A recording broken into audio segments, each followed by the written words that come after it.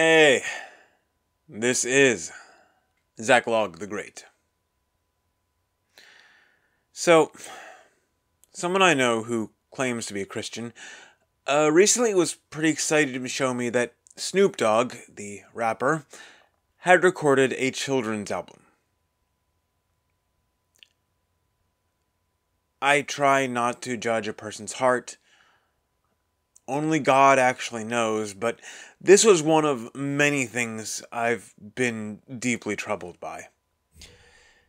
With no further information, I wanted to shout, "This man is literally a pornographer.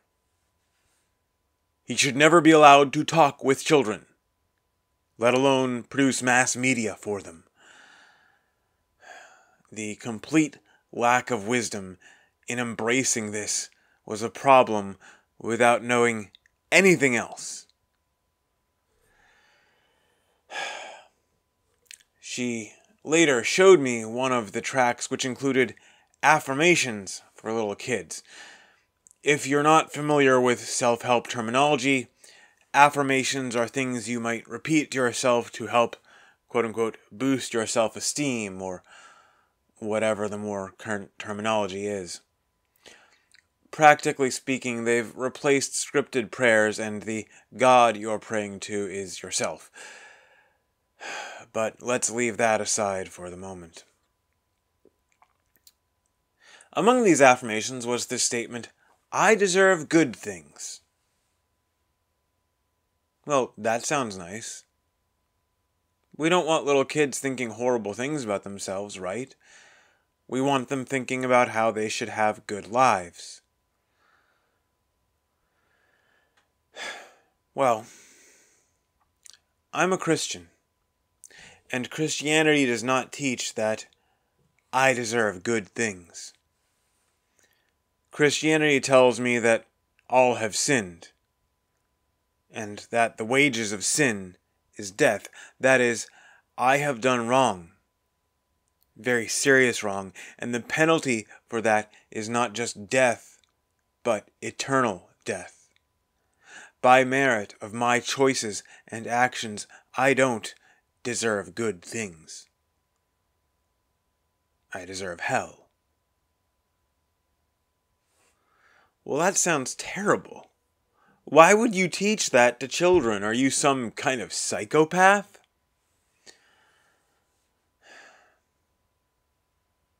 Funny thing though, if you tell someone they deserve good things, and then good things happen to them, are they grateful? No, they're just getting what they deserve. I'm not usually particularly grateful for my paycheck because I'm getting paid for my work. I'm getting what I deserve. On the contrary, if a person is brought up to understand that we are sinners, that we are rebels against God who deserve hell, and they find good things happening to them, they are thankful. They aren't getting the punishment they deserve. They're finding mercy and grace offered to them. The life they have, as rough as it sometimes can be, actually looks pretty nice. And let's say you've taught a child, "I deserve good things," and he doesn't get them. What happens then? Well, he deserves those good things, doesn't he?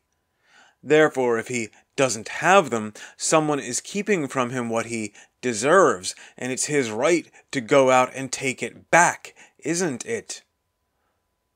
And if you're trying to get what you deserve and someone tries to stop you, well, that's a bad person, isn't it? And you might even hurt them for getting in your way. One of these messages, these attitudes, is a path to a happy, productive life, but not the one you might think. It's kind of weird, when you dig into it, how things that sound shiny and cheerful can have very dark implications, and things which sound grim and cruel turn out, in the end, to produce fruits of goodness and decency. And as a Christian, I should not be surprised by this. Jesus did not tell us, by their surface features you will know them. He did not tell us to judge by appearances, by whether something sounded nice. He told us, by their fruits you will know them. What is the natural outgrowth of this? Where will this lead us? Honestly, this is part of a larger problem I've been talking about for a while now. Our society has stopped pursuing goodness and instead substituted nice. And nice does not lead where you probably think it does.